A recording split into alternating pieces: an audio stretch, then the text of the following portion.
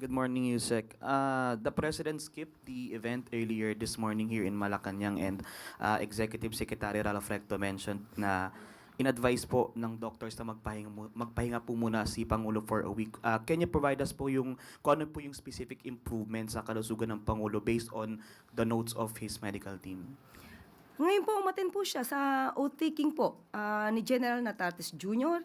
Kaya masasabi po natin na gumaganda, umiigi, umaayos po ang kalusugan ng Pangulo. Matapos po siyang ma-diagnose ng doktor patungkol sa diverticulitis. Wala po ba siyang na-mention kung nakakaramdam po ulit siya ng mga pain or any pananakit sa katawan? Sa akin, personally po, wala po. One last lang, ma'am. May kumalat din po kasi na message yesterday to some reporters saying the president's acute diverticulitis has deteriorated severely due to drug use. Nagkaroon din umano ng cyst and showed clear sign of perforation, which could lead to a life-threatening complication if not addressed immediately. How true is this, ma'am? Anong source natin yan? May mga, sa Viber lang po, ma'am, may mga naka-receive po sa iba sa amin from a unknown number. O, kung unknown number yan, di unknown din ang source niyan. So kung unknown ang source niyan, so malamang gumagawa ng kwento yan. So huwag natin masyadong paniwalaan ng mga kumakalat sa social media nang walang hindi verified at walang ibang source. Last na lang, ma'am. Can we expect the President po na umattend ng mga activities outside the palace this week or next week? Sa ngayon po, hindi po natin masasabi. At ang sabi nga po ni E.S. Ralph Recto ay pinapa-relax muna ang ating Pangulo. Pero sabi po natin, umattend po siya ng activity ngayon, nakakapagkaroon po siya ng private meetings. So umiigi po ang kalusugan ng Pangulo. Thank you. Reminder lang po, one question and one follow-up. Next po, Tuesday New, DZBB. Hi ma'am, follow-up lang po sa health condition ni Pangulong Marcos.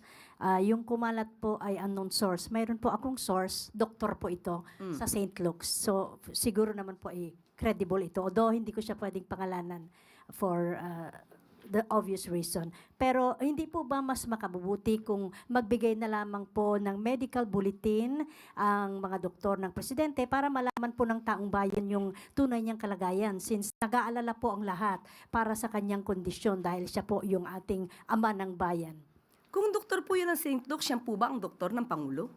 Hindi po tayo maaaring magbigay ng amang opinyon kung hindi naman manggagaling mismo sa doktor ng Pangulo at hindi manggagaling sa Pangulo. Sinabi po ng Pangulo, hindi po life-threatening, nakaramdam po siya ng konting sakit, at yan naman po ay tinutugunan ng kanyang mga doktor. At ngayon po ay nakikita natin sa iba-iba pang activities, katulad po ng oath-taking sa harapan po mismo ni General Natates, makikita at naka-attend pa po siya ng EDC. Halos umabot po yata ito ng 2 oras. So, hindi po tayo makakatugon sa mga source na hindi nababanggit kung kanino galing.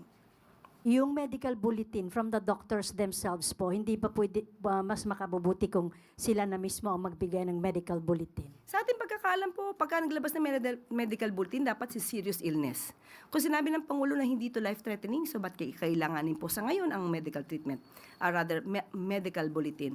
Samantalang kami naman po ay nagpo-provide sa inyo kung ano ang kalagayan ng kalusugan ng Pangulo. Mas reliable po kasi pag doktor ang nagsalita, ma'am. Mas reliable po siguro mismo ang Pangulo nagsasabi kung ano po ang kanya nararamdaman. Pero hindi naman siya doktor, ma'am. So, Pero siya, katawan niya naman po yun. okay. Next question po.